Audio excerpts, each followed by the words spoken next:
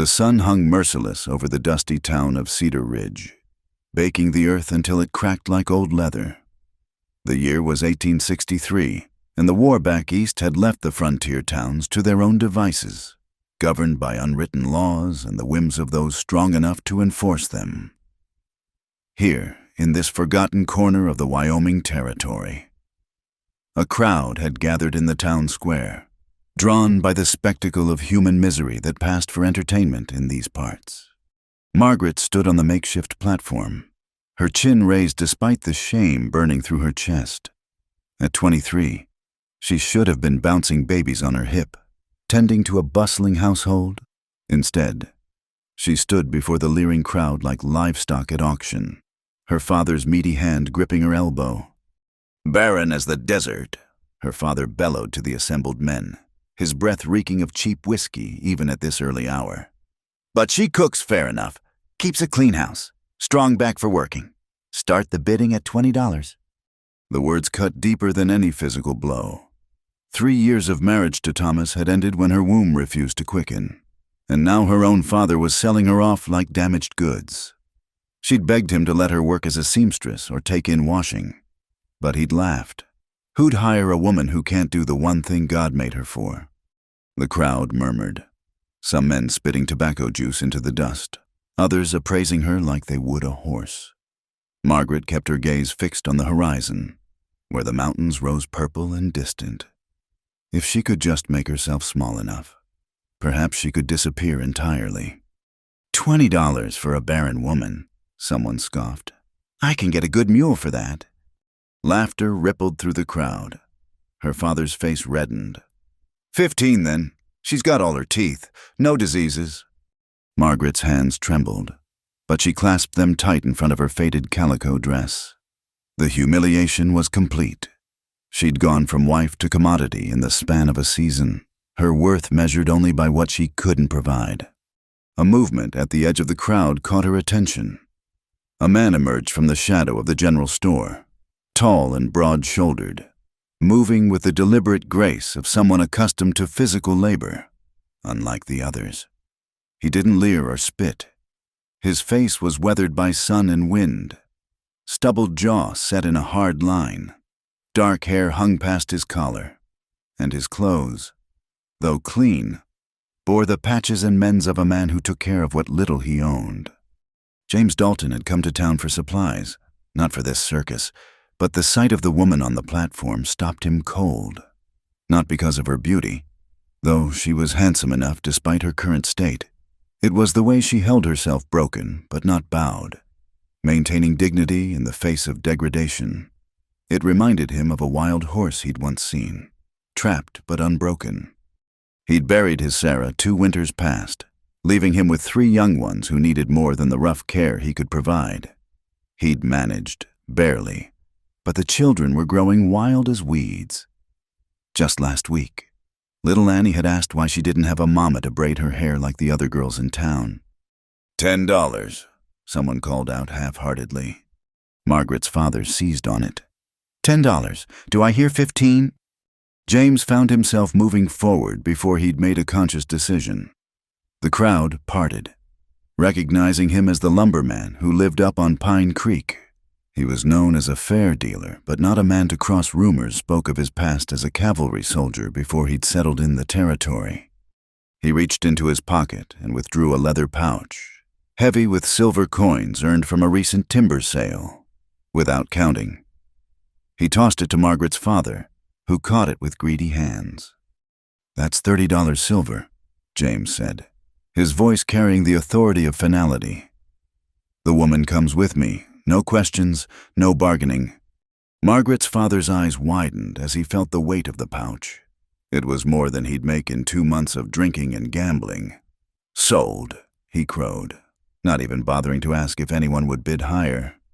For the first time, Margaret looked directly at her purchaser. His eyes were gray as storm clouds, holding neither cruelty nor pity, just a matter-of-fact acceptance of the transaction. He stepped onto the platform and offered his hand, not grabbing or pulling, but waiting for her to take it. You won't be judged anymore, he said quietly, meant only for her ears. Not in my house." She searched his face for deception, for the hunger she'd seen in other men's eyes, finding none. She placed her hand in his. His palm was calloused and warm, the grip firm but gentle. He helped her down from the platform with more courtesy than she'd experienced in months. The crowd began to disperse. The show over. Some muttered about crazy hill folk wasting good money, but none dared say it loud enough for James to hear. He'd once broken a man's jaw for speaking ill of his late wife, and the town had a long memory. Margaret's father had already scurried off to the saloon, clutching his windfall. He didn't even look back at his daughter. James noticed her watching the retreating figure and spoke again. "You got belongings to collect." "A trunk," she managed, her voice rusty from disuse. "At the boarding house." He nodded. "We'll fetch it, then we've got a half-day's ride to my place. You know how to ride." "Yes." "Good. Can't abide walking when there's horses to be had." As they made their way through town, Margaret felt the eyes on them, some pitying, some curious, most judgmental, Mrs. Henderson from the church crossed to the other side of the street. Margaret had once thought these people were her community, her safety net. Now she knew better. At the boarding house, Mrs. Crawley made a show of checking that Margaret hadn't stolen anything before releasing her trunk. James hefted it easily onto his shoulder, leading the way to where two horses waited outside the general store, a sturdy bay gelding and a gentle-looking mare. "That's Buttercup," he said, indicating the mare. "She's got smooth gaits. Won't jostle you too much." He secured her trunk to his saddle, then helped her mount. His hands on her waist were impersonal, lifted her as easily as he might lift a child. Margaret arranged her skirts and took the reins, grateful for the familiar feel of leather in her hands. Her father had sold her horse months ago, another piece of her life stripped away. They rode in silence through the town and out onto the trail that led into the foothills. The path was rough, winding between stands of pine and aspen.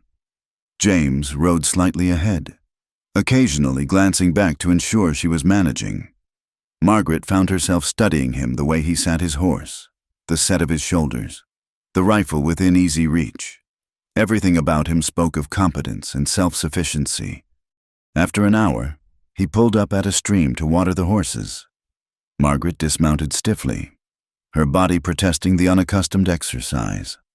James produced a canteen and some hard biscuits from his saddlebag, offering them without comment. "Thank you," she said, realizing these were the first words she'd spoken since agreeing she could ride. He shrugged. "Can't have you fainting on me.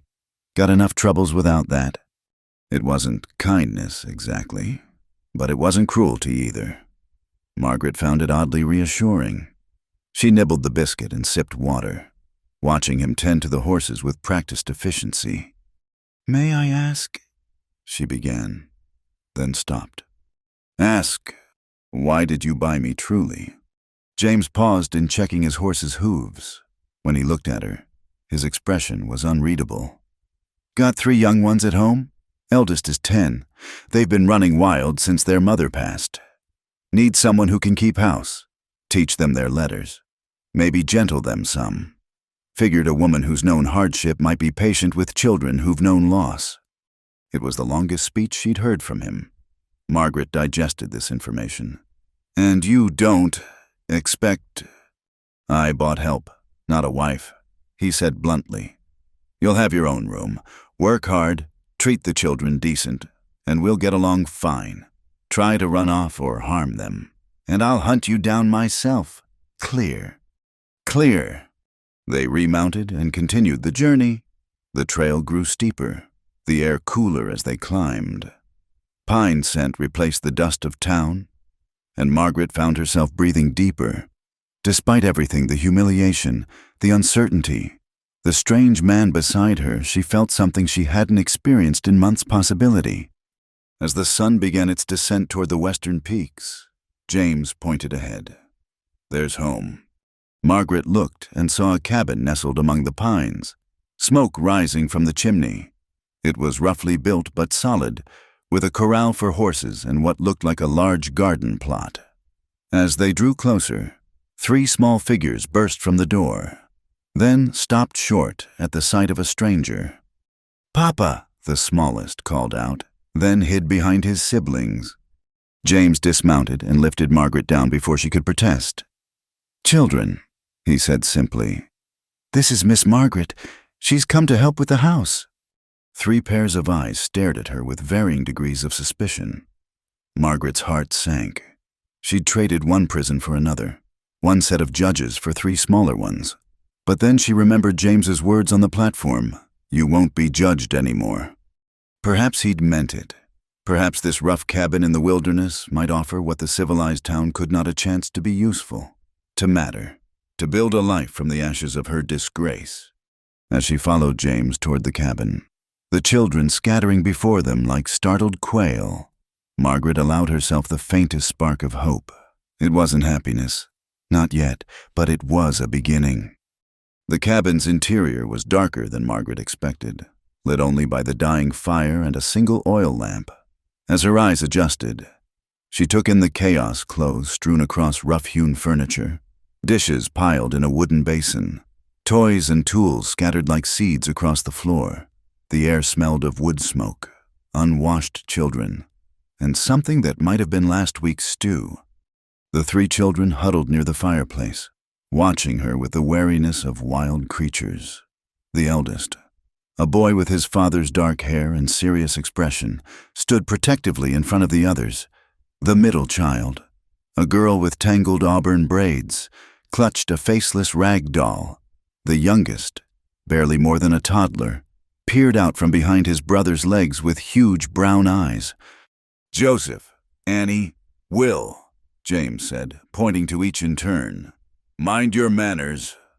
Joseph stepped forward, chin raised. "We don't need her. Papa, we've been doing fine." Margaret glanced around the disaster of a kitchen and bit back her first response. These children had lost their mother. They didn't need her judgment added to their grief. "I'm sure you have," she said instead. "You must be very strong to take care of your papa and each other." Joseph's eyes narrowed, searching for mockery, finding none. His shoulders relaxed slightly. James set Margaret's trunk in the corner. "Your room's through there," he said, indicating a door beside the fireplace. "Was going to be for storage, but it's got a bed and dresser. Children sleep in the loft." He grabbed his rifle and headed for the door. "Need to check the trap lines before full dark. Suppers." He gestured vaguely at the pot hanging over the fire. "Whatever's left." Then he was gone, leaving Margaret alone with 3 suspicious children and a house that looked like it had been struck by a tornado. She took a breath, smoothed her skirts, and approached the pot. Lifting the lid released a smell that made her eyes water. Whatever had once been stew had transformed into something gray and congealed. "When did your papa make this?" she asked. 3 days ago, Annie whispered. "Maybe 4. Margaret's stomach turned. No wonder the children looked pinched and pale. She replaced the lid and turned to survey the kitchen. The shelves held bags of flour and cornmeal, some potatoes sprouting eyes, dried beans, a ham wrapped in cheesecloth, and various preserved goods. "Well," she said, rolling up her sleeves, "who wants to help me make fresh biscuits?" Will's eyes went round. "Real biscuits?" "The kind with butter, if we have any." "We got butter in the spring house," Joseph said grudgingly. "I'll fetch it." As he darted out, Margaret smiled at the 2 younger ones. "Now, let's see about clearing a workspace." What followed was controlled chaos. Margaret had cooked plenty in her former life, but always in a proper kitchen with proper tools. Here, she had to make do with a cast-iron skillet that weighed nearly as much as Will, a mixing bowl with a crack down one side, and measuring cups that seemed to have been repurposed as toys. Annie watched her every move while Will helped by playing in the flour, covering himself in white powder. When Joseph returned with the butter and a pail of fresh milk, he found Margaret teaching Will to pat out biscuit dough while Annie carefully greased the skillet. "You're doing it wrong," Joseph announced. Mama didn't make them like that. Margaret paused, dough sticking to her fingers. Of course. Everything she did would be compared to a ghost, a perfect memory gilded by loss. You're right, she said calmly. Why don't you show me how your mama did it? Joseph blinked, clearly not expecting agreement. He approached the table cautiously. She used to fold the dough like this. His small hands demonstrated. Said it made layers. That's very clever. Should we try it that way? Together, they folded and patted, folded and patted. Margaret noticed Joseph's shoulders gradually unbunch, his movements becoming less defensive.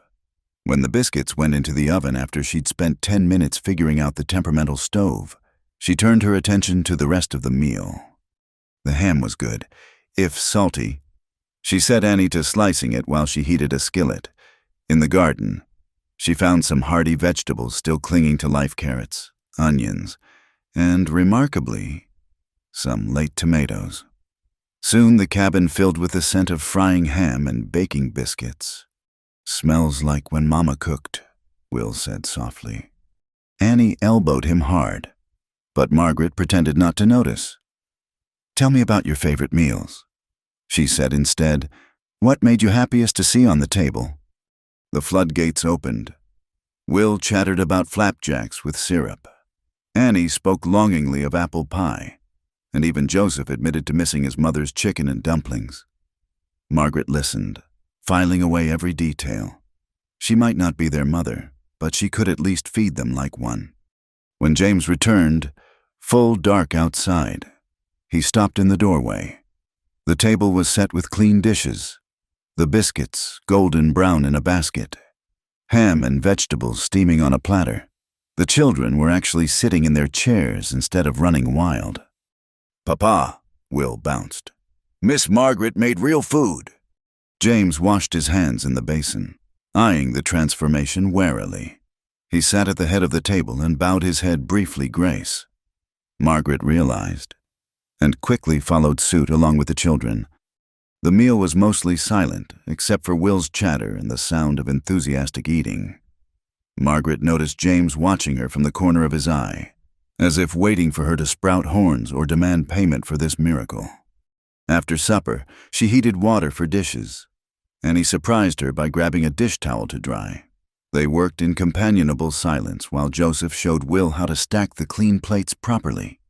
Bath night, James announced when the kitchen was tidy. The children groaned in unison. Margaret watched, bemused, as James hauled in a metal tub and began heating water. The process was elaborate and clearly infrequent. How often do they bathe? She asked quietly. When I remember, he admitted, or when they start smelling like the horses. Will went first, splashing more water on the floor than keeping in the tub. Margaret grabbed towels to soak up the puddles. When it was Annie's turn, the girl looked at her father, then at Margaret, clearly embarrassed. Perhaps I could help Annie while you see to the boys, Margaret suggested. Relief flashed across James's face. Yes, thank you. Behind the hanging blanket that served as a privacy screen, Margaret helped Annie out of her grimy dress and into the warm water. The girl's hair was a rat's nest of tangles. This might hurt a bit, Margaret warned, working soap through the knots. Mama used to sing when she washed my hair. Annie whispered. Margaret's hands stilled. What did she sing? Barbara Allen. She had a pretty voice. Margaret didn't have a pretty voice, but she hummed the old ballad while she worked. Gradually, Annie relaxed, even leaning back to let Margaret rinse her hair, clean, dried, and dressed in a nightgown that had seen better days. Annie looked younger than her 7 years. Will you braid it? She asked shyly. So it won't tangle in the night. Margaret's fingers remembered the motion from her own childhood. As she plaited Annie's damp hair, she noticed Joseph watching from across the room, yearning naked on his face before he quickly looked away. The children climbed the ladder to their loft, Will requiring a boost from his father. Margaret began tidying the main room, unsure of her place in the bedtime routine. They need tucking in, James said gruffly. I'm no good at it. Margaret climbed the ladder, finding 3 small beds lined against the wall. Will was already half asleep, but he roused enough to demand a story. Margaret ransacked her memory and came up with a tale about 3 bear cubs who got lost but found their way home by following the stars. That's not how Mama told it, Joseph said from his bed. No, Margaret agreed. Everyone tells stories their own way. Maybe tomorrow you can tell me your mama's version. She pulled the quilts up to their chins, noticed Annie's was more holes than fabric. Something else to mend. Will was already snoring softly. Good night, she said softly. Miss Margaret, Annie's voice was tiny. Will you be here in the morning? The question broke her heart. How many people had left these children? Yes, she promised. I'll be here. Downstairs. James sat by the fire cleaning his rifle. Margaret hesitated, then took the chair across from him, pulling out Annie's dress to check for needed repairs. They ate everything, he said without looking up. Haven't done that in weeks. Growing children need proper meals. I know that. His voice carried an edge of frustration. Knowing and doing are different things. I can't split wood and hunt and work leather and cook and clean and... He stopped, jaw clenched. You don't have to, Margaret said quietly. Not anymore. He finally looked at her directly. Why didn't you run first chance you got, alone with 3 wild children and a mess of a house? Why stay? Margaret considered her answer. Where would I go back to a father who sold me to a town that scorns barren women? She shook her head. Besides, I made a bargain. I intend to keep it. Even after seeing what you're in for? Especially after... She held up Annie's dress. These children need more than food and clean clothes. They need stability, routine, someone who notices when their hair needs braiding or their night clothes need mending. I may not be able to give my own children life, but I can help give yours back theirs. James was quiet for a long moment. The boy, Joseph, he tries to be strong. Too strong for 10 years old. James set aside his rifle. Their mother, Sarah, was sunshine itself. Sang all day, laughed at my poor jokes, made this rough place feel like a palace when the fever took her. He stared into the fire. I think I died too, just kept walking around afterward. Margaret knew that feeling intimately. The dead don't need us, the living do. He nodded slowly. You'll want supplies, food, cloth for clothes, such. Make a list. I'll go to town next week. Not thread, she said. Yarn. Bright colors if possible. Winter's coming, and those children need proper mittens and scarves. Yarn, then. He stood, suddenly seeming to fill the small room. Your room has a bar for the door. Use it. The children sometimes have nightmares. Come wandering. They need to learn to knock. It wasn't about the children. She realized. He was telling her she was safe, that he meant what he'd said about buying help. Not a wife. Thank you, she said simply. He nodded and climbed to his own loft at the opposite end from the children. Margaret banked the fire, checked the door latches, and retired to her small room. It was sparse but clean, with a narrow bed, dresser, and hooks for clothes. Someone Sarah had hung checked curtains at the single window. She barred the door as instructed, changed into her nightdress, and lay in the unfamiliar bed. Through the thin walls, she could hear Will's soft snores, a creak as someone shifted above. For the first time in months, the sounds of other people didn't fill her with dread. Tomorrow would bring new challenges. She'd broken the breakfast pot while learning the stove's quirks, burned her hand on the skillet, and discovered the spring house had a family of mice that would need dealing with. The children still watched her with suspicion, especially Joseph. And James. He was still a mystery, a man capable of both roughness and surprising gentleness. But tonight, 3 children had gone to bed with full stomachs and clean hair. Tomorrow, They'd wake to breakfast and someone who remembered what they'd said about their favorite foods. It wasn't much, perhaps, but it was a start. Margaret closed her eyes and, for the first time since her husband had cast her out, slept without dreams. The wagon wheels creaked as they rolled into Cedar Ridge. 6 weeks after Margaret had first left it in shame, she sat beside James on the bench, back straight, wearing her best dress freshly mended and pressed. In the wagon bed behind them, the children whispered excitedly about the promised penny candy at the general store. "Remember what I said," James murmured, eyes on the dusty main street ahead. "You're with me now. Anyone gives you trouble, you tell me." Margaret nodded, though her stomach churned with anxiety. She'd known this day would come, supplies were running low, and winter preparations couldn't wait. But knowing hadn't prepared her for the reality of returning to the place of her humiliation. The town looked exactly as she'd left it, yet everything felt different. She was different. 6 weeks of hard work had put calluses on her hands and strength in her arms. 6 weeks of children's laughter had eased some of the bitter lines around her mouth. She wasn't the broken woman who'd stood on that platform. Still, when Mrs. Henderson emerged from the milliner's shop and stopped dead at the sight of her, Margaret's newfound confidence wavered. James pulled the wagon up to the general store and helped her down, his hand firm on her elbow. "Joseph, you watch your siblings. We'll be back shortly." "Yes, Papa."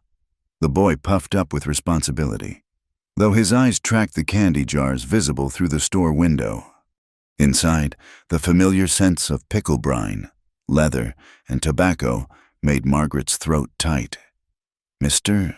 Garrett looked up from his ledger, did a double take, then fixed his merchant smile in place. "Mr. Dalton and Mrs. "Miss Margaret keeps my house," James said evenly. "We need supplies." As Margaret moved through the store, filling her basket with flour, sugar, and coffee, she felt eyes on her. Whispers followed in her wake. 2 women by the fabric bolts made no effort to lower their voices. "Barren as a brick, that one. Heard her own father had to sell her. Can you imagine?" Well, what else could he do? No man wants a woman who can't. "Ladies!" James's voice cut through their gossip like a blade. He'd materialized behind them, all 6'2" of barely controlled irritation. "I believe you were discussing someone in my employ." The women paled. Everyone knew James Dalton's reputation a fair man, but not one to cross. "We were just," one started. "Just leaving," James suggested. "Unless you'd like to explain to your husbands why they're no longer welcome to buy lumber from my mill." The women scurried out, leaving a wake of indignant huffs. Margaret stood frozen by the canned goods, a tin of peaches clutched in her white-knuckled grip. "You didn't have to do that," she whispered. "Yes, I did." He took the peaches from her, added them to the basket. "Get what we need. I'll handle Garrett." But the day's trials were far from over.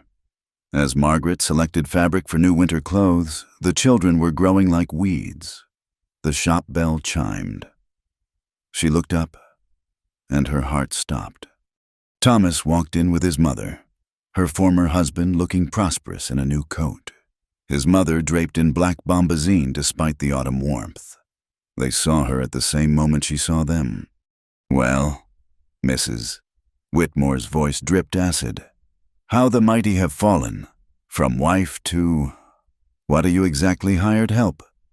Margaret's hands trembled, but she kept her voice steady. "I keep house for Mr. Dalton, yes." Thomas couldn't meet her eyes, but his mother more than made up for it. "Keeping house? Is that what they're calling it now?" She turned to her son. "You see, I told you she was unnatural. A real woman would have given you sons by now. Instead, she's reduced to this." "A real woman," Margaret said quietly, "wouldn't need to tear others down to build herself up." "Mrs." Whitmore gasped. "How dare you?" "How dare you?" The words burst from Margaret like water through a dam. You made my life miserable for 3 years. Nothing I did was good enough. The house was too dusty or too sterile. The meals too simple or too fancy. And when month after month passed without a child, you whispered poison in your son's ear until he believed it too. You were barren, Thomas finally spoke, his face red, useless. What was I supposed to do? Love me anyway, Margaret's voice cracked. Stand by the vows you made before God, or was in sickness and in health just pretty words? Enough. James appeared at her elbow, the children trailing behind him. Will clutched a paper bag of candy, while Annie held Joseph's hand. All three stared wide-eyed at the angry adults. These your brats, Dalton Mrs., Whitmore sneered. How fitting, the barren woman tending another man's seed. Margaret felt James go rigid beside her. But before he could speak, small Annie stepped forward. She's not barren, the girl said clearly. She makes things grow. Our garden was dying and she fixed it. And she makes Papa smile sometimes. And she braided my hair pretty for town. She lifted her chin. You're mean. We don't like mean people. Annie, Margaret breathed, tears threatening. Joseph moved to stand beside his sister. Miss Margaret saved our milk cow when she got sick, and she taught Will his letters. That's not useless. Even little Will piped up. She makes the best biscuits better than anybody. James placed a protective hand on Margaret's shoulder. These children have better sense than some adults I could name. His gray eyes were steel. Margaret tends my home and family with more grace than you've shown in 5 minutes of flapping your tongue. She's worth 10 of you. And everyone in this store knows it. Mr. Garrett cleared his throat nervously from behind his counter. Other shoppers had stopped pretending to browse, openly watching the confrontation. Mrs. Whitmore's face had gone purple. Thomas, we're leaving. I won't stand here and be insulted by trash and her borrowed children. But Thomas was staring at Margaret, really looking at her for the first time in months. She stood surrounded by children who defended her, protected by a man who valued her, clear-eyed and straight-backed. The broken woman he discarded was gone. Margaret, No, she cut him off. You had your chance to speak. For 3 years I waited for you to defend me like this man has done after knowing me 6 weeks. For 3 years I prayed you'd see my worth beyond my womb. Your silence then says everything. Don't break it now. She turned to James. I have everything we need. He nodded, scooped Will up with one arm, and ushered them to the counter. The crowd parted like the Red Sea, as Garrett tallied their purchases with shaking hands. Margaret heard Thomas and his mother leave, the bell jangling discordantly. Outside, James loaded the supplies while Margaret helped the children into the wagon bed. Her hands shook slightly, but her heart felt oddly light. The confrontation she dreaded had come and gone, and she'd survived it. More than survived, she'd spoken her truth. Miss Margaret, Joseph touched her sleeve. Was that man mean to you before? She considered her answer. He was my husband once. He decided he didn't want me anymore. Why? Will asked with a child's directness. Because I couldn't have babies. Annie frowned. But you have us now? The simple truth of it made Margaret's eyes sting. Yes, I do. James climbed onto the bench and offered her a hand up. As they rolled down Main Street, Margaret noticed something strange. Mrs. Patterson, who ran the boarding house, gave her a small nod. The blacksmith's wife offered a tiny smile. Even stern Mr. Hollis touched his hat brim. You stood up to her, James said quietly as they left town behind. The Whitmore woman's been queen bee around here for years. Nobody's had the guts to talk back to her. I shouldn't have. It wasn't proper. To hell with proper. The profanity surprised her. Proper is what had you standing on that platform. Proper is what lets women like her grind others under their heels. You spoke truth, nothing improper about that. They rode in comfortable silence for a while. the children chattering in the back about their town adventure. As they turned onto the trail home, James spoke again. The children were right. You know, about making things grow. The garden, them, even me. I suppose, first time in 2 years this place feels alive again. Margaret ducked her head, warmth spreading through her chest. They're good children. They just needed... You? He finished. They needed you. We needed you. The simple admission hung between them like morning mist, not a declaration of love or passion, but something that might grow into either, given time and tending.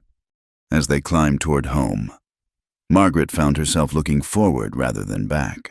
The woman who'd stood on that platform was gone, replaced by someone stronger, someone needed. Thomas and his mother had tried to shame her with her past, but they'd failed to see what she'd become. Annie started singing in the wagon bed, a song Margaret had taught her while doing laundry. Joseph joined in on the chorus, and even Will hummed along tunelessly. James glanced sideways at her, the ghost of a smile playing at his lips. You're not what I expected, he admitted. What did you expect? Someone broken, someone bitter. He shrugged. Not someone who'd stand up to the town harridan with 3 children as her army. Margaret laughed, surprising herself. They were wonderful, weren't they? Aye, you've taught them well. They've taught me more, she said softly, as the cabin came into view, smoke rising welcomingly from the chimney. Margaret felt something she hadn't experienced in years. She felt like she was coming home, not to a place she'd been deposited or sold to, but to a place where she belonged, where she was valued, where she mattered. The children tumbled from the wagon, eager to put away their treasures and help unload supplies. James helped her down, his hands lingering a moment longer than necessary on her waist. Thank you, she said, for defending me. Thank you, he countered, for being worth defending. As she followed the children into the cabin, their voices bright with excitement over their town adventure, Margaret realized the truth.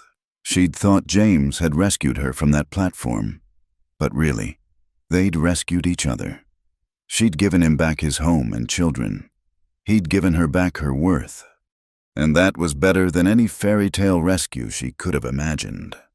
The October wind rattled the cabin windows as Margaret kneaded bread dough, her movements rhythmic and sure. 3 months had passed since she'd arrived at the Dalton homestead, and the Wild household had settled into comfortable routines. Joseph was at the table doing his sums while Annie practiced her letters. Will played with wooden blocks near the fire, building what he insisted was a castle. James had left at dawn to deliver lumber to a ranch in the valley, taking advantage of the good weather before winter set in.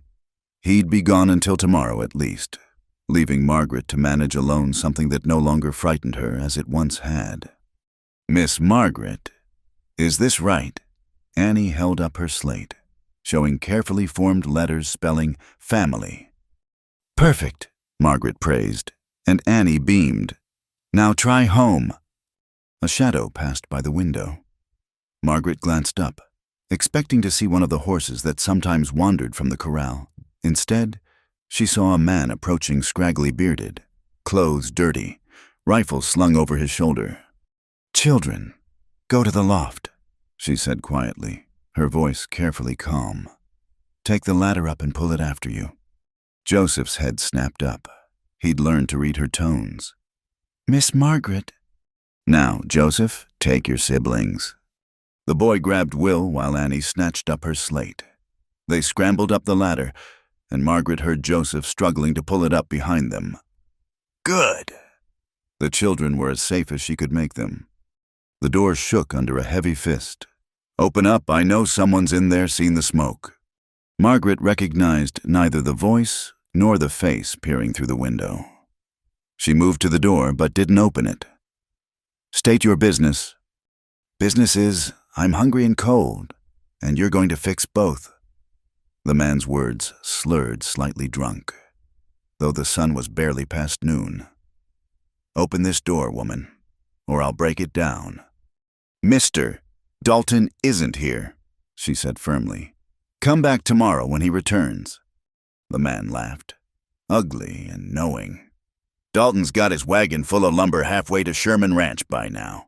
Won't be back till tomorrow night, earliest. Plenty of time for us to get acquainted. Margaret's blood chilled. He'd been watching, planning. Her eyes flicked to James's rifle above the mantel too far, and she didn't know if it was loaded. I said open this door. The pounding intensified. The nearest neighbor is only 20 minutes away. Margaret lied. I sent my boy for help when I saw you coming. They'll be here soon. You're lying. The face in the window grinned, showing brown teeth. Seen Dalton leave alone. Watched all morning.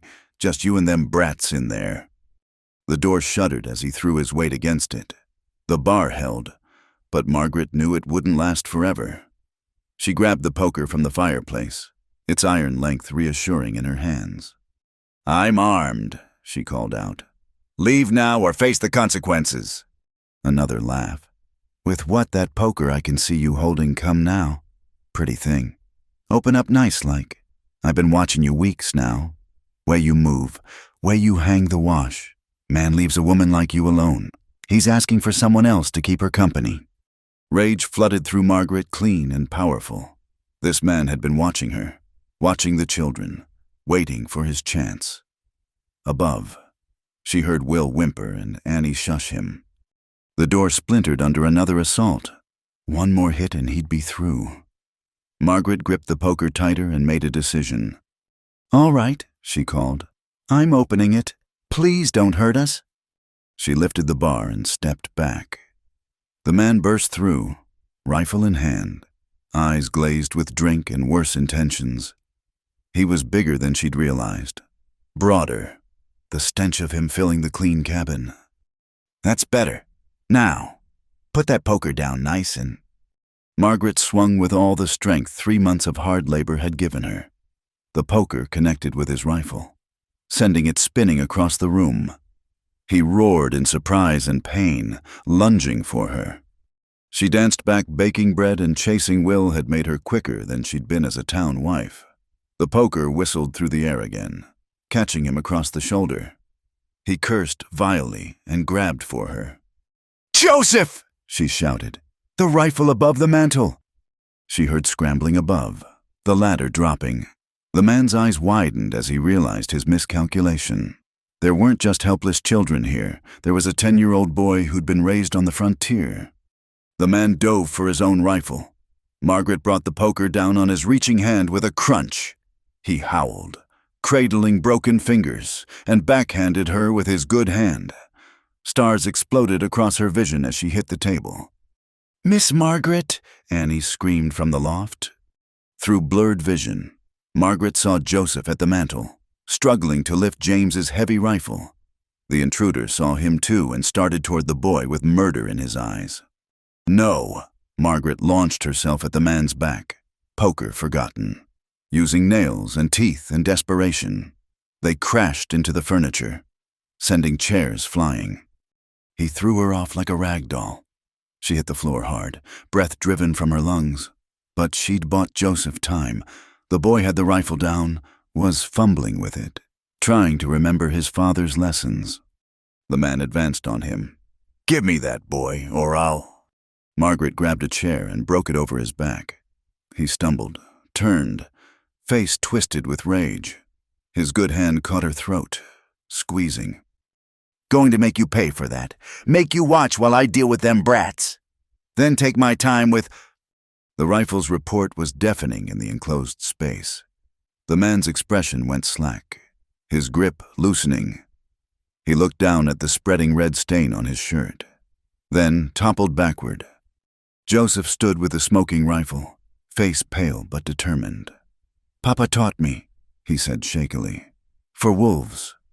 Margaret gasped for breath, throat burning. She crawled to the fallen man, checked for signs of life. Nothing. The boy's aim had been true, guided by desperation and a need to protect. Is he... Joseph's voice was very small now. Yes. Margaret pulled herself up, gathered the trembling boy into her arms. "You saved us. You saved me." Annie and Will peered down from the loft, eyes huge. "Is the bad man gone?" Will whispered. "Yes, sweetheart. Joseph made him go away." The next hour passed in a blur. Margaret sent Joseph to fetch Mr. Morrison from the neighboring farm while she dealt with the body, dragging it outside and covering it with a tarp. She didn't want the younger children to see any more than they already had. When Morrison arrived, he took in the scene with grim understanding. "Seen this fellow around town. Cole Briggs, troublemaker. Always drunk. Sheriff's been looking for him, robbed a stage last month." He helped her move the body to his wagon. "I'll take him to town. Fetch the sheriff. You sure you're all right?" Margaret touched her bruised throat. "We're fine. Joseph, the boy saved us." Morrison clapped the boy on the shoulder. "Your PA will be proud. You did what needed doing." After he left, Margaret gathered all three children close. They sat by the fire, Will in her lap. Annie and Joseph pressed against her sides. "Were you very scared?" Annie asked softly. "Terrified," Margaret admitted. "But being scared didn't stop us from protecting each other, did it?" "Will we be in trouble?" Joseph worried. For what I did." "No, sweetheart. You protected your family. That's what good men do." She kissed his forehead. "Your father would have done the same." They stayed huddled together until full dark, when the sound of wagon wheels made them all tense. But it was James's voice that called out, "Margaret, why's the door broken?" He'd driven through the night, some instinct hurrying him home. When he entered and saw Margaret's bruised throat, the broken furniture, his children clinging to her like shipwreck survivors, his face went dark as thunder. "Who?" The single word carried death. Joseph stepped forward. "Man named Cole Briggs. He tried to hurt Miss Margaret. I shot him. Papa, with your rifle." James knelt before his son, searching his face. Then he pulled the boy into a fierce embrace. "You did right. You protected what's ours." Morrison took the body to town.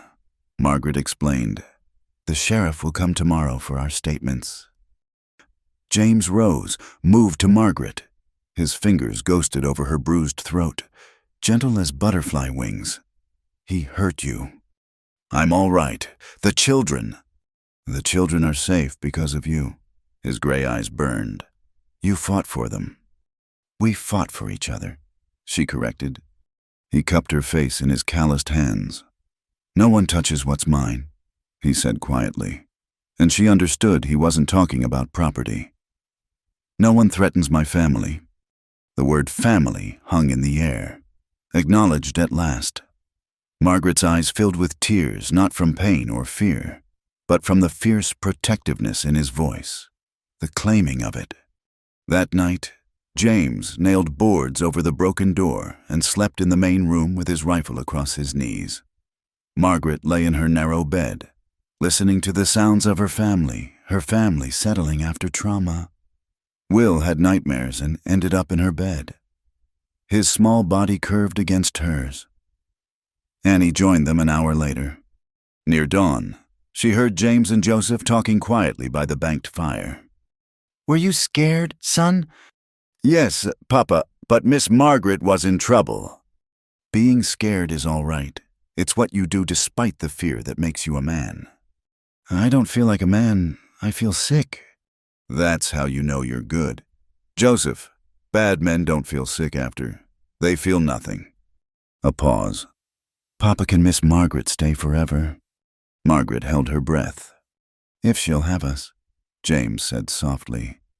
"Lord knows we need her, and I think she needs us too." "I hope she stays," Joseph whispered. "It feels like home again when she's here." "Aye, son, it does." Margaret closed her eyes, tears slipping free. She'd come to this cabin as a purchased solution to a practical problem, but somewhere between the bread making and the hair braiding, the dangerous men and protective children, she'd found what her former life had never given her. A family that would fight for her, A home worth defending. And though the word love hadn't been spoken yet, she felt it in James's fierce protection, in Joseph's desperate bravery, in Annie's small hand clutched in hers, in Will's trusting weight against her side. She'd been called barren, useless, a woman without purpose. But tonight, she was a mother who'd defended her children, a woman whose worth was measured not in the fruit of her womb, but in the fierce loyalty she inspired. Tomorrow would bring the sheriff, questions, the reminder of violence. But tonight, she was home, and she was loved, and she would never be without purpose again. The November morning dawned crisp and bright, frost painting the windows in delicate patterns. Margaret was up before the sun, as had become her habit, stoking the fire and setting water to boil. 4 months at the Dalton homestead had given her confidence in these daily rhythms. But this morning felt different. There was tension in the air, sharp as the winter wind rattling the door. Will had been complaining of a headache the night before, unusual for the typically energetic 5-year-old. Now, as she climbed to the loft to wake the children, she found him burning with fever, his small face flushed and damp. "James!" Her call brought him from his room instantly. He took one look at Will's condition and his face went grim. "Same as the Johnson boy last month," he said quietly. "Scarlet fever. It's been moving through the valley." Margaret's heart clenched. She'd heard about the Johnson boy buried 2 weeks past. "What do we do?" "Keep him cool. Get fluids in him. Pray." James touched his son's burning forehead, and Margaret saw something she'd never witnessed before, fear in those steady gray eyes. "I'll ride for Doc Hartley." "The doctor won't come up here," Joseph said from his bed, voice bitter with memory. "Not when Mama was sick. Said it was too far." "He'll come," James said darkly, "one way or another." As he prepared to leave, Margaret organized the household. "Joseph, you and Annie will help me. We need fresh water from the spring, clean cloths, and the willow bark from the pantry." Annie's eyes were huge. "Is Will going to die like Mama?" "No," Margaret said firmly, though her own heart hammered with fear. "We're going to fight for him, all of us together." The next hours blurred into a rhythm of cooling cloths, spooning water between Will's cracked lips, and keeping the other children busy so they wouldn't hover anxiously. Will drifted in and out of consciousness, sometimes calling for his mama, sometimes for Margaret. She couldn't tell which hurt more. By noon, with no sign of James or the doctor, Will's fever had climbed dangerously high. He'd stopped sweating, his skin dry and burning. Margaret had seen this before, in her sister's child years ago. If the fever didn't break soon. "We need to bring it down now," she told Joseph. "Help me carry him." Together, they brought Will down from the loft. Margaret had Joseph fill the washing tub with cold spring water while she stripped Will's nightshirt. The boy whimpered when she lowered him into the water, but she held him steady, crooning softly. "I know, sweetheart. I know it's cold, but we have to cool you down." Annie appeared with her mother's Bible. "Should I read to him? Mama always read when we were sick." "That would be perfect," Margaret said, blinking back tears. So Annie read, stumbling over the harder words, while Margaret bathed Will's fevered skin and Joseph kept bringing fresh cold water. Time stretched like taffy, measured in labored breaths and whispered prayers. The sun was slanting low when Will's eyes fluttered open, focused for the first time in hours. "Margaret," he whispered. "I'm here, sweet boy. I'm right here. Don't go away." "Never," she promised, clutching his small hand. "I'll never leave you."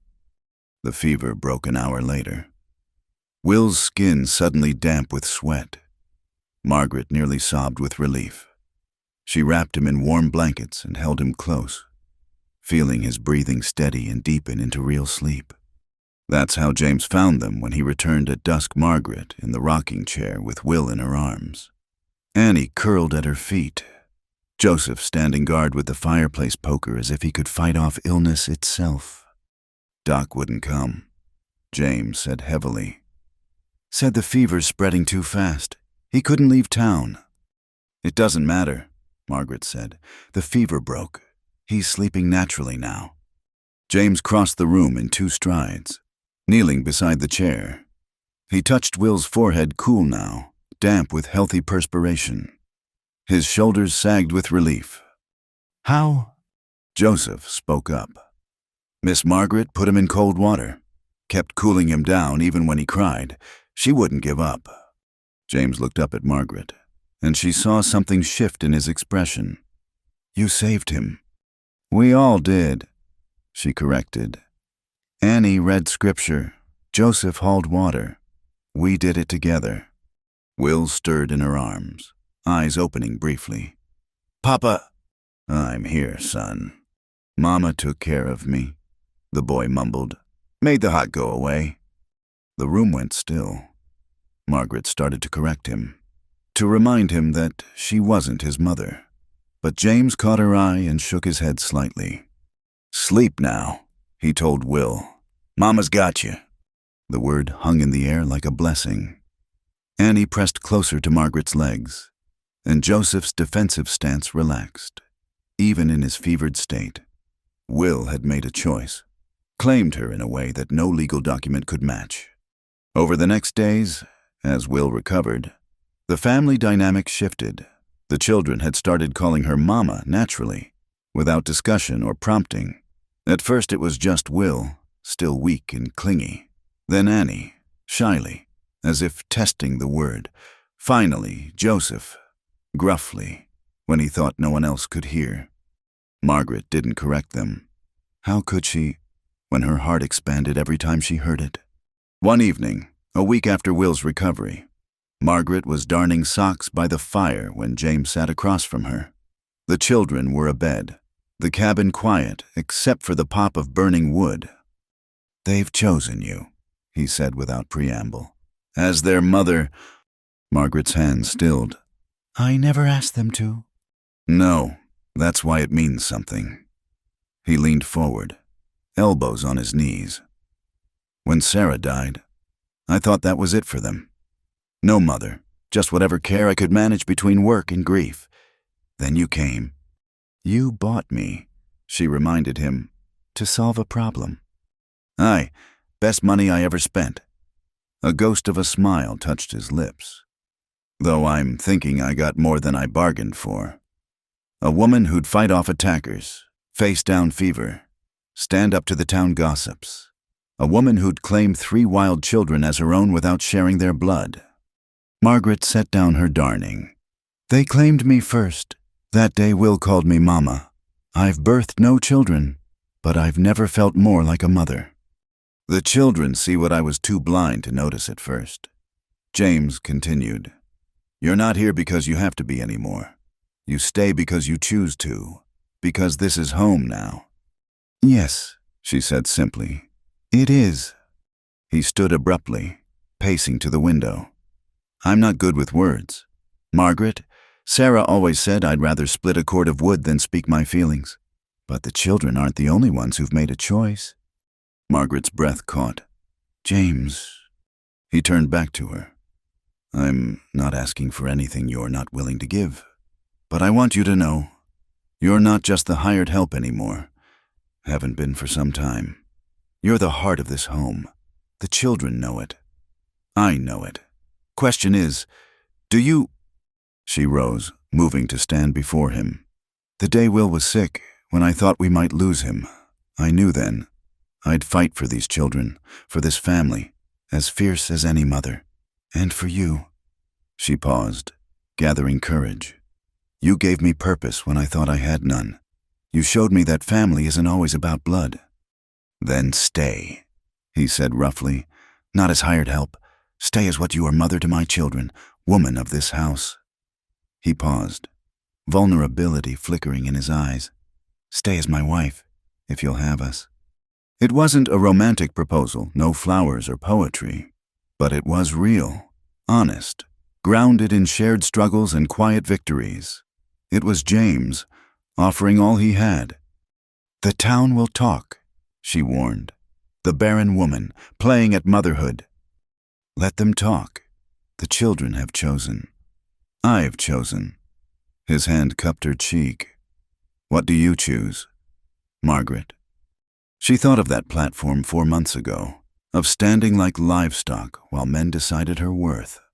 She thought of Mrs. Whitmore's cruel words, of Thomas's abandonment, of all the ways the world had tried to make her small. Then she thought of Will in her arms, trusting her to save him, of Annie proudly showing off her braided hair in town, of Joseph standing with a smoking rifle, protecting what was his, of James, steady and sure, offering not rescue but partnership. I choose this, she said firmly.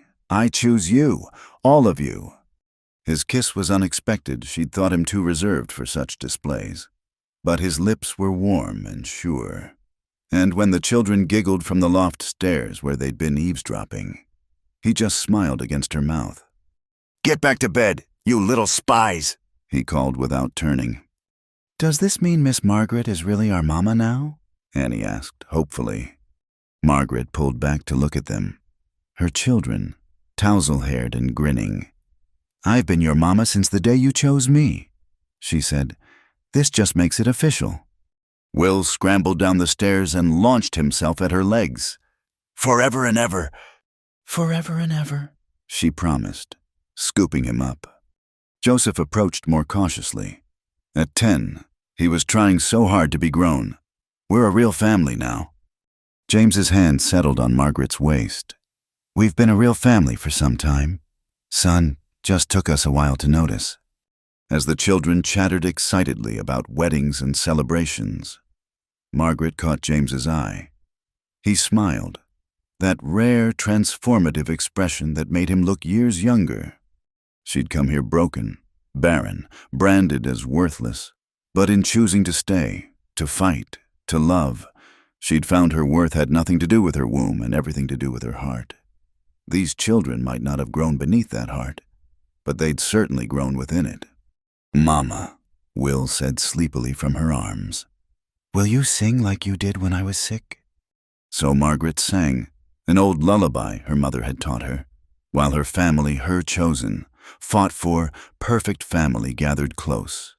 Outside, winter wind howled down from the mountains, but inside was warmth and light and love. She'd been purchased for 30 pieces of silver, but what she'd gained was beyond price. Not just a home or purpose, but the knowledge that sometimes the families we choose are stronger than the ones we're born to. And sometimes, a woman the world calls barren can be the richest mother of all. The spring rains had been kind to the mountain valley. Margaret stood in the garden, hands deep in rich soil, marveling at the green shoots pushing through. 6 months ago, this patch had been hard-packed earth and weeds. Now it promised beans, squash, and corn enough to see them through next winter. Mama, look! Annie ran up, cradling something in her cupped hands. A tiny bird's nest, perfectly formed. Can we keep it? We'll put it back where you found it, Margaret said gently. The mama bird will be looking for it. As Annie scampered off, Margaret straightened, pressing a hand to her aching back. The work was hard but satisfying in a way her old life had never been. Every seed planted, every row tended, was an investment in their future, a future that had seemed impossibly bright since James had asked her to stay. They hadn't married yet. Winter had kept them isolated. And then early spring brought too much work to spare a day for town, but the promise hung between them. Sweet as honey, coloring every interaction with new meaning. You'll work yourself into the ground, James said from behind her. She hadn't heard him approach. The man moved quiet as a cat when he chose. The potatoes need hilling, she protested as his hand settled on her shoulders, kneading muscles sore from labor. The potatoes can wait an hour. His thumbs worked a particularly tight knot, and she couldn't suppress a soft sound of pleasure. You've been out here since dawn. So have you, she countered, leaning into his touch despite herself. Aye, but I'm not the one who was up half the night with Will's nightmares. It was true. The boy had been plagued by bad dreams since the fever, often crying out for his mother. Sometimes he meant Sarah, sometimes Margaret. She went to him regardless, holding him until the terrors passed. He needed comfort, she said simply. James turned her to face him, his gray eyes serious. You give so much to us, Margaret. When do you take something for yourself? The question hung in the air between them. These past months had been a careful dance, growing closer but maintaining proprieties, especially with 3 young sets of eyes always watching. They'd shared nothing more than brief kisses, stolen moments of hand-holding, the occasional embrace when the children weren't looking.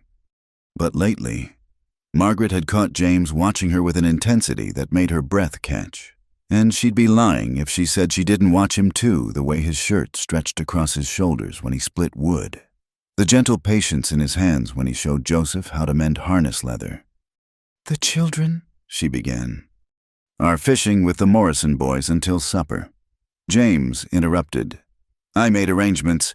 Thought we could use some time to talk. The way he said talk made heat bloom in her cheeks. Oh.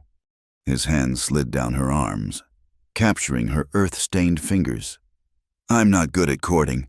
Margaret, Sarah always said I had all the romance of a fence post. But I need you to know that when I asked you to stay, to be my wife, it wasn't just for the children. James, let me finish. He drew her closer. At first, yes, I needed help. But somewhere between you standing up to those vultures in town and fighting for Will's life, I realized I'd found something I never thought to have again. What's that? Her voice came out breathier than intended. A partner, an equal, a woman I could love not as a replacement for what I lost, but as something new entirely. His hand cupped her cheek. I love you, Margaret. Not as the mother you've become to my children, though God knows I love that too. I love you. The word she'd never heard from Thomas, had thought she'd never hear from anyone, washed over her like spring rain. You don't mind that you're what's strong capable, that you can't bear children. His thumb traced her cheekbone. Margaret, you've given my children more than life. You've given them hope, stability, love. You've given me back my home, my family. If that's barren, then the word has no meaning. Tears blurred her vision. I love you too. So much it frightens me sometimes. Then let's not be frightened anymore, he murmured, and kissed her. This wasn't like their previous kisses, brief, almost chaste touches. This was fire and promise. 6 months of careful restraint finally breaking. Margaret's hands fisted in his shirt, pulling him closer, and he made a sound low in his throat that sent heat spiraling through her. When they finally broke apart, both breathing hard, James rested his forehead against hers. Marry me, Margaret. Not someday. Not when the work eases. Soon. This week, if we can manage it. Yes, she breathed. Yes, James, yes. He kissed her again, backing her against the garden fence. Her hands found skin where his shirt had come untucked, and he groaned against her mouth. The house, he managed. We should... She nodded, already pulling him toward the cabin. Once inside, residual shyness tried to reassert itself, but James caught her hand, drawing her toward the bedroom. His bedroom, which she'd only entered to change linens. We don't have to, he said softly. If you're not ready...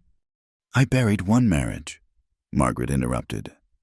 I won't enter another with fear or shame. She met his eyes steadily. I want this. I want you. What followed was tender and passionate by turns. James undressed her like she was something precious, his work-rough hands impossibly gentle.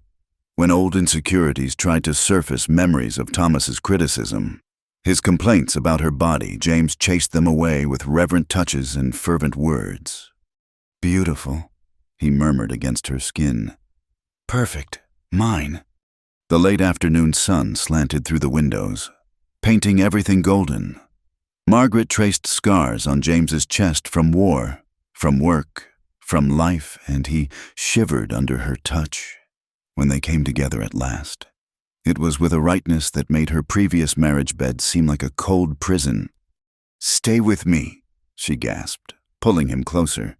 "Don't pull away." He smiled against her throat. "Pull away. I'll bury myself in you until sunrise if you'll let me." Time lost meaning. There was only sensation, connection, the building of something that crashed over them both like a mountain storm. Afterward, they lay tangled together, sweat cooling on their skin, listening to each other breathe. "No regrets?" James asked, pressing a kiss to her temple. "Only that we waited so long," Margaret admitted, then laughed at his pleased expression.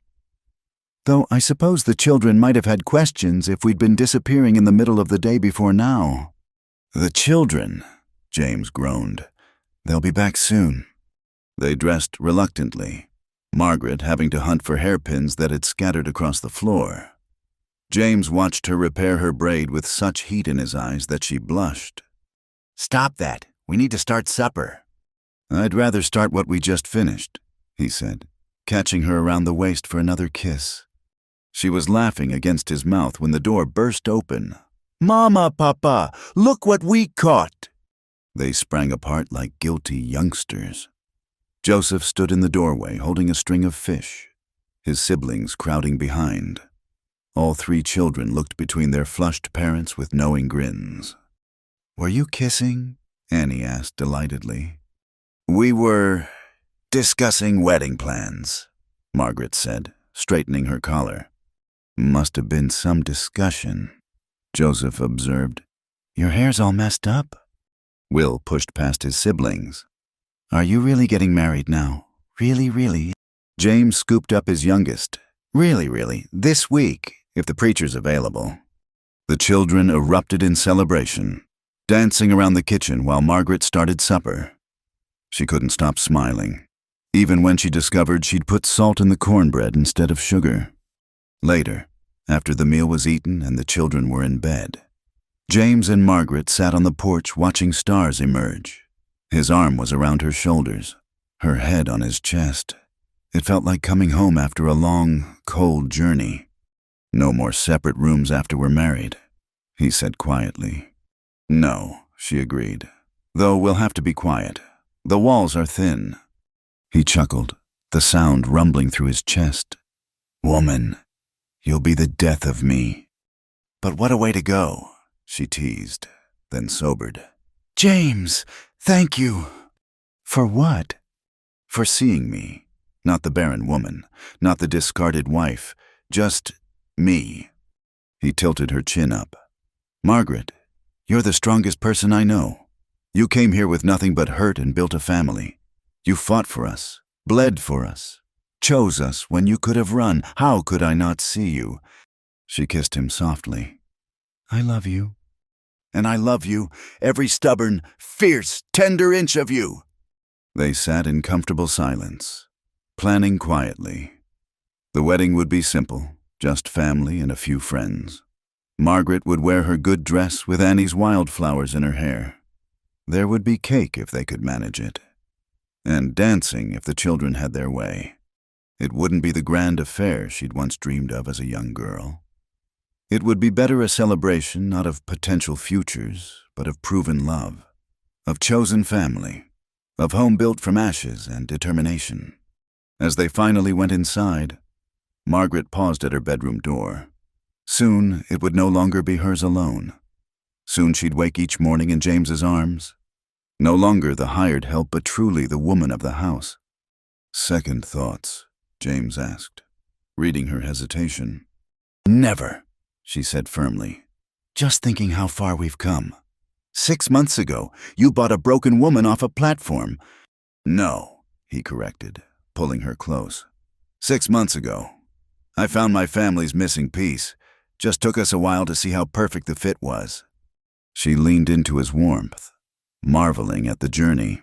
From barren wife to cherished mother. From commodity to treasured partner. Tomorrow would bring wedding preparations and excited children. But tonight, she was exactly where she belonged, in the arms of a man who saw her worth, in a home filled with love. mother to children who chose her as surely as she chose them. The stars wheeled overhead, indifferent to human struggles and triumphs, but in the cabin on the mountainside, love blazed warmer than any celestial fire, and Margaret knew, with bone-deep certainty, that she was finally, truly, completely home. The summer of 1864 arrived with unusual heat and whispers of change. The railroad company had sent surveyors through the valley, measuring and marking, their presence as ominous as gathering storm clouds.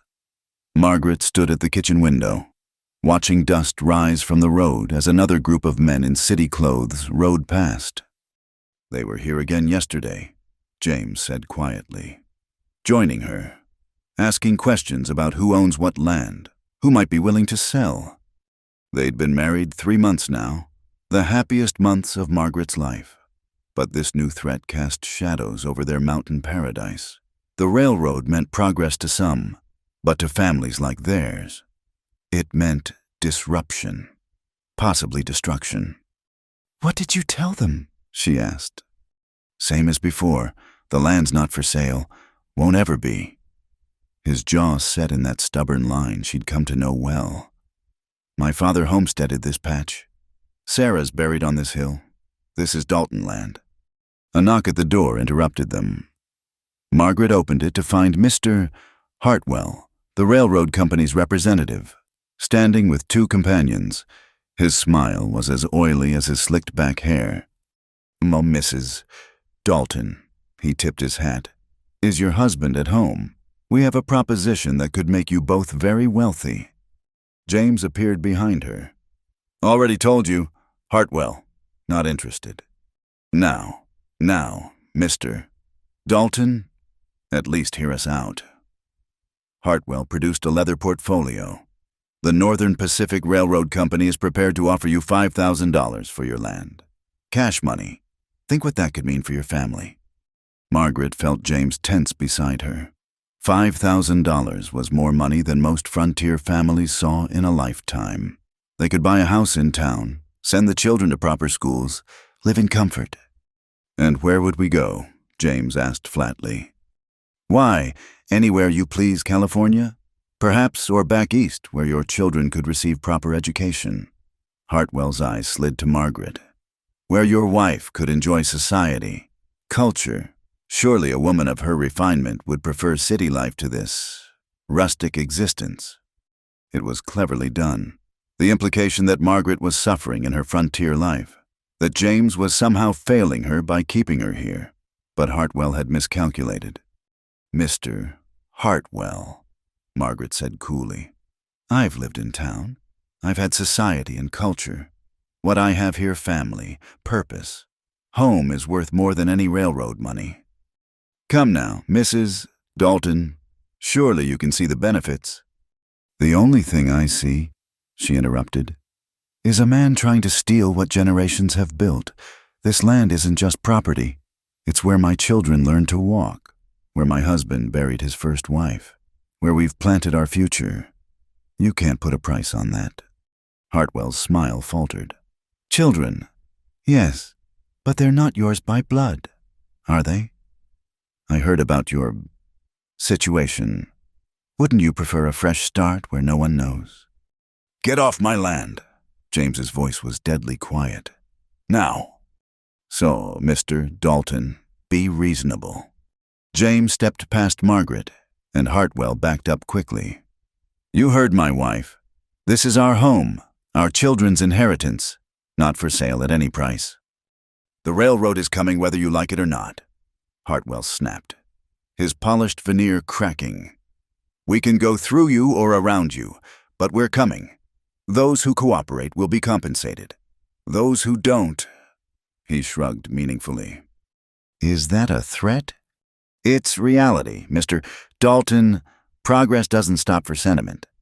After they left, James slammed his fist into the doorframe, making Margaret jump. "Damn vultures, they'll be back." "Let them come," Margaret said fiercely. "This is our home. We'll fight for it." But the fight came sooner and harder than expected. Over the following weeks, mysterious accidents began plaguing the homestead. Fences cut in the night, letting livestock wander. The creek that fed their water supply mysteriously diverted. Tools went missing, equipment broke unexpectedly. "It's them," Joseph said one evening after discovering their milk cow had gotten into grain storage and gorged herself sick. "The railroad men. I saw riders leaving when I went to check the fence." James's face was grim. "Can't prove it, son." "So they just get away with it." The boy's fists clenched. "They're trying to starve us out." "They're trying," James agreed. But Daltons don't quit easy. The campaign of harassment escalated. Margaret found her garden trampled one morning. Vegetables destroyed just as they were ripening. Annie's pet chicken disappeared. Will's favorite climbing tree was chopped down while they were at church. The stress began to show. James worked dawn to dusk repairing damage, setting watches, trying to protect what was theirs. Margaret stretched their supplies, mended and remended clothes, kept the children's spirits up even as her own flagged. The breaking point came in August. James had been cutting timber all day in the brutal heat, trying to earn extra money to replace what the harassment had cost them. He came home pale and shaking, clutching his chest. "Can't breathe right," he gasped as Margaret helped him to bed. Terror seized her. She'd seen this before her own father had died of a heart seizure brought on by strain and overwork. "Joseph, ride for Doc Hartley. Fast as you can." While Joseph raced for town, Margaret did what she could: cool cloths, raised feet, spoonfuls of willow bark tea. James's color improved slowly, but he was weak as a newborn calf. "Can't rest," he mumbled. "Fence needs fixing. Harvest coming." "Hush," Margaret said firmly. "The only thing you need to do is get well." Doc Hartley, when he finally arrived, confirmed her fears. "Heart strain," he diagnosed. "Too much work, too much worry. He needs rest. Mrs. Dalton, complete rest, or next time might be his last." After the doctor left, Margaret sat beside James's bed, holding his hand. The children clustered around, faces pinched with fear. "Are you going to die, Papa?" Will whispered. "Not if I have anything to say about it," Margaret answered when James couldn't. "But things are going to change around here." "How?" Annie asked. Margaret looked at her family, her husband weakened by trying to protect them, her children afraid of losing another parent. Rage burned through her, clean and powerful. "We're going to fight," she said, "but we're going to fight smart." The next morning, leaving James in Joseph's capable care, Margaret rode to town with Annie and Will, but instead of the general store, she went to the newspaper office. "Mr. Pemberton," the editor, was surprised to see her. "Mrs. Dalton, what can I do for you?" "You can print the truth," Margaret said, "about what the railroad company is doing to families who won't sell, about the harassment, the destruction, the threats." Pemberton shifted uncomfortably. "That's a serious accusation. The railroad brings prosperity. The railroad brings thieves in suits." Margaret interrupted. "But if you won't print the truth, I'll find someone who will. The territorial governor. Perhaps I'm sure he'd be interested to know how the Northern Pacific conducts business." She wasn't sure if her threat would work, but Pemberton paled. "Now, Mrs. Dalton, let's not be hasty. If you have evidence—" Margaret smiled grimly. "Come to our homestead, see the destroyed property, talk to the other families being pressured. Print that story. Mr. Pemberton." Word spread quickly. By the time Margaret returned home, neighbors were already gathering. The Morrisons, the Clearys, the Jansens, all families who'd been pressured to sell. All angry and ready to band together. "They're picking us off one by one," Tom Morrison said, "but together we're stronger than any railroad." Margaret finished. "They want to steal our homes. Let them try when we're united." What followed was a makeshift resistance. Families took turns standing watch. When railroad thugs came to cut fences, They found armed neighbors waiting. When surveyors tried to map property, they discovered their equipment mysteriously vanishing. Hartwell himself appeared 2 weeks later, no longer smiling. This resistance is futile, Mrs. Dalton, and illegal. Protecting our property is illegal, Margaret asked sweetly. How interesting. I'm sure the newspaper would love that quote. Indeed, Pemberton had found his courage and printed a series of articles about the railroad's tactics. Public opinion in town began to shift. The railroad needed local support to succeed, and they were losing it rapidly. The final confrontation came on a September afternoon. Margaret was teaching Annie to can preserves when riders approached not the usual 2 or 3, but a dozen men, Hartwell at their head. "Where's your husband?" he demanded without preamble. "Resting," Margaret said, not mentioning that James was actually in the barn with a rifle, backed by 4 neighboring men. "What do you want?" "To make one last offer, $10,000. Take it and leave peacefully, or we'll have the territorial marshal evict you for interfering with interstate commerce." Margaret laughed, actually laughed in his face. "Mr. Hartwell, you've destroyed our property, threatened our family, and driven my husband to collapse. And now you offer blood money. We'd rather burn this place to the ground than let you have it." "That can be arranged," one of the thugs muttered. It was the wrong thing to say. Joseph appeared from behind the house with a shotgun, and suddenly armed neighbors materialized from concealment. The railroad men found themselves outnumbered 2 to 1. "Seems you're trespassing," James said, emerging from the barn. He was still pale but steady on his feet. "And threatening arson, that's a hanging offense in these parts." Hartwell's face went purple. "You can't fight progress forever." "Maybe not," Margaret agreed. "But we can fight you. And if the Northern Pacific wants to build through this valley, they'll need to send someone who understands that progress doesn't mean destroying families." The standoff stretched taut as wire. Then Hartwell wheeled his horse around. "This isn't over." "Yes," James said quietly. "It is." And surprisingly, it was, whether due to the bad publicity, the united resistance, or simple economics, the railroad chose a different route through the valley. The surveyors disappeared, the harassment stopped, and life slowly returned to normal. James recovered, though Margaret enforced his rest with iron determination. The harvest was good that year, neighbors helping each other as never before. The community that had formed in resistance remained in peace. One evening, as the first snow dusted the mountains, the family sat around the fire. James whittled while Margaret sewed. The children played checkers, arguing good-naturedly. "Was it worth it?" James asked quietly. "All that fight and worry?" Margaret looked around the room at her husband, healthy if grayer than before, at her children, safe and thriving, at the home they'd defended together. "Every minute," she said firmly. "This land isn't just dirt and trees. It's our sweat, our dreams, our future. It's where I learned to be a mother, where you learn to love again, where our children are growing strong and free." "The railroad will be back someday," he warned. "Progress, like Hartwell said."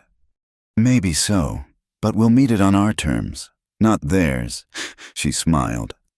"Besides, we've proven something important." "What's that?" "That a family united can't be moved by mere money or threats.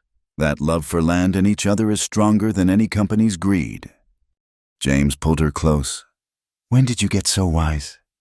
"Somewhere between fighting fever and fighting railroad barons," she laughed. Will looked up from the checkerboard. "Mama, will you tell the story about how we saved our home?" So Margaret told it, weaving the tale of ordinary people standing against powerful forces, of community triumphing over corporate greed, of a family that refused to be broken or bought.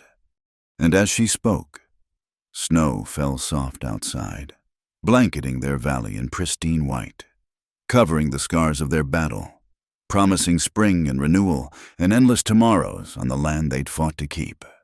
The railroad had offered them money for their home, but what they'd gained in the fighting unity, purpose, proof of their unbreakable bonds was worth more than any fortune. They were Daltons of the Mountain Valley, and they would endure. The years rolled by like wagon wheels on the mountain trail, each season adding new layers to the Dalton family story. 20 years had passed since Margaret first stood on that shameful platform, and now, at 43, she stood in the same town square watching her eldest son, Joseph, now 30, help raise a new schoolhouse. Never thought I'd see the day. James murmured beside her, his hair more silver than dark now, lines etched deep by sun and laughter and worry. Our boy, leading the town council. Margaret squeezed his hand. Joseph had grown into a fine man, married to the minister's daughter, with 3 children of his own. He'd taken over much of the lumber business as James aged, expanding it with the sharp mind Margaret had helped nurture through those long evenings of teaching letters and sums. "Mama, Papa!" Annie rushed up, her teacher's dress dusty from supervising the school children who were painting a welcome sign. At 27, she'd never married, choosing instead to become Cedar Ridge's first female teacher. The sign's almost ready. Want to see? They followed their daughter to where a group of children worked. The sign read, Cedar Ridge School, where every child matters. Below it, smaller text proclaimed, founded 1884 by the Dalton Family Foundation. "It's perfect," Margaret said, tears pricking her eyes. It had been her idea to use the success of their expanded lumber business to give back to the community. The school was just the latest project. They'd already helped build a proper church and established a fund for families facing hardship. Mrs. Dalton. A young woman approached hesitantly. "I'm sorry to bother you, but could I speak with you privately?" Margaret recognized her Sally Henshaw, recently married, new to town. Something in the girl's eyes, a familiar shame and fear, made Margaret's heart clench. "Of course. Dear James, I'll catch up." They walked to a quiet corner. Sally's words tumbled out in a rush. "I heard, that is, people say, you couldn't have children of your own, but you raised 3 fine ones anyway. And the doctor says I'm barren. My husband. He's talking about annulment. Says I tricked him. Marrying when I can't give him sons. I don't know what to do." Margaret took the girl's shaking hands. "First, you breathe. Then you remember that your worth isn't measured by your womb. But a woman who can't have children is still a woman, still capable of love, work, joy, purpose." Margaret smiled gently.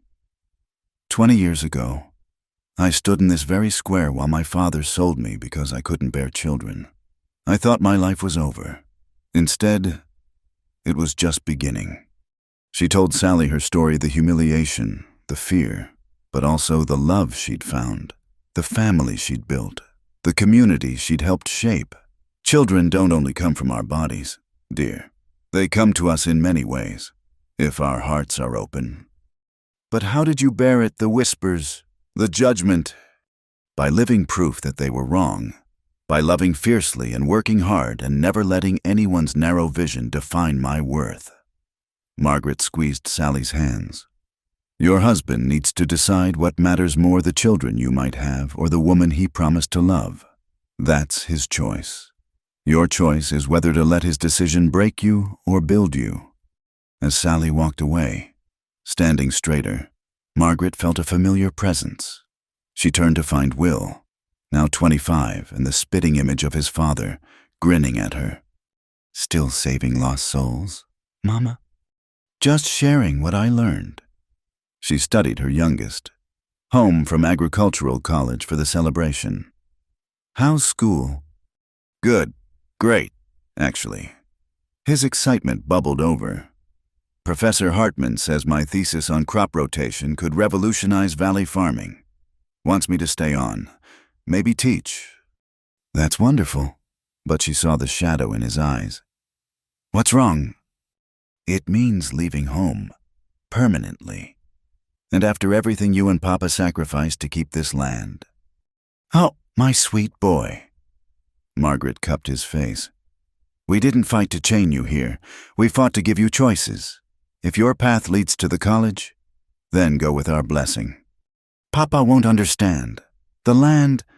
Your Papa understands more than you think. The land will endure.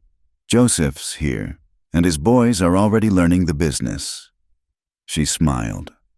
Parents raise children to fly. Will, even when it breaks our hearts a little to watch them go. The schoolhouse dedication drew people from across the valley. Margaret stood with her family as Joseph gave a speech about education opening doors and building futures. She noticed Thomas in the crowd, her former husband, aged and shrunken, his mother long dead. He caught her eye and nodded, something like regret in his face. Margaret nodded back, feeling only distant pity. That chapter was so far past it felt like another woman's story. Later, at the celebration dinner, stories flew thick as autumn leaves. The Morrison boys, now grown with families of their own, recalled Margaret teaching them letters alongside her own children. Doc Hartley, ancient but still practicing, told how she'd saved Will from fever with pure stubbornness. Even crusty Mister. Garrett admitted she'd transformed not just the Dalton family, but the whole town's attitude about what made a family real. As sunset painted the mountains purple, Margaret found herself at Sarah's grave, a ritual she'd kept all these years. The headstone was weathered but well tended, flowers fresh in the mason jar. I kept my promise, she said softly. Raise them well. Joseph's got your steadiness and James's strength. Annie inherited your love of learning and my stubborn streak. And Will's going to change the world. I think you chose well, asking James to remarry, though I don't think either of us expected this. She touched the carved letters. Thank you, for the family you started, for the man you shaped, for the life I never dreamed I'd have. Footsteps crunched behind her. James appeared, carrying 2 cups of cider. They stood together in comfortable silence, watching the sun sink behind the peaks they'd called home for so long. Any regrets? He asked eventually. How could I regret this? She gestured at the valley spread below their land, still intact. The cabin expanded but still standing strong, the town thriving partly due to their efforts. I was sold for 30 pieces of silver and gained the whole world. The children are talking about putting up a plaque at the new school, James said, about its founding family. Joseph wants it to say something about how you showed the town that mothers come in many forms. Margaret laughed. That's too grand. I just lived. James loved you, raised them, worked the land. You did more than that. He pulled her close. You took 3 broken children and a bitter widower and made us whole. You stood against the railroad, faced down fever, turned enemies into friends. You changed what this town thinks about women, about families, about worth. We did that together. Aye, but you led the way. He kissed her temple, still gentle after all these years. That sign's going up, like it or not, and he's already designing it. They walked back to the celebration hand in hand. The party continued, fiddle music spilling from the new school, children running between adults' legs, young couples dancing on the packed earth. Margaret paused at the door, looking back at their mountain. The carved wooden sign above the school entrance caught the last light, built with love, sustained by community. But it was the smaller sign Annie had insisted on adding that made her throat tight, dedicated to Margaret Dalton, who taught us that families aren't born, they're built. You coming, Grandma? Joseph's eldest tugged at her skirt. Uncle Will says you promised to tell the story about the railroad men. I'm coming, sweet one. Inside, surrounded by 3 generations of the family she'd built, the community she'd helped shape, Margaret began the familiar tale. But this time, she noticed how the younger ones leaned in, how even the adults quieted to listen. She wasn't telling just her story anymore. She was passing down history, Legacy, proof that love transcended blood and worth transcended function. Every child in that room would grow up knowing that families could be chosen, that women could be valued for more than their wombs, that fighting for home meant more than defending land. It meant defending the love that made that land precious. As her voice rose and fell with the tale's rhythms, Margaret caught James watching her with that same wonder she'd first glimpsed 20 years ago. Will scribbled notes, probably planning to turn it into one of his college papers. Annie mounted "I love you" from across the room. Joseph's children acted out the parts, making everyone laugh. This was her harvest, not the children her body couldn't create, but the family her heart had claimed, the community her courage had transformed, the legacy her love had built. She'd been called barren, but she'd proven that word meaningless. She'd planted herself in rough soil and bloomed anyway, spreading seeds of change that would flower long after she was gone. The sign above the door might dedicate the school to her, but Margaret knew the truth. Every beam in that building, every child who'd learn within those walls, every family that would find acceptance instead of judgment, they were all testaments to a simple belief that love, not blood, made a family real. And as the evening star rose over the mountains, shining on the valley that had become her kingdom, Margaret Dalton knew she was the richest woman in the world, not despite her barrenness, but because it had led her here to this moment, this family, this absolutely perfect life. The woman sold on the platform was gone. In her place stood a matriarch, a teacher, a fighter, a mother to many, and that transformation that was the greatest harvest of all. Thank you all for listening to this story from the American frontier. I hope Margaret and James's journey touched your heart as much as it touched mine to share it with you. Please comment below and let me know where you're listening from. I love connecting with listeners around the world and hearing your thoughts about these tales of love, family, and resilience. If you enjoyed this story, please subscribe to Wild West Night. Hit that like button and press the hype button to help more people discover these historical narratives of the human spirit. Until next time, remember, families are built with love, not just blood.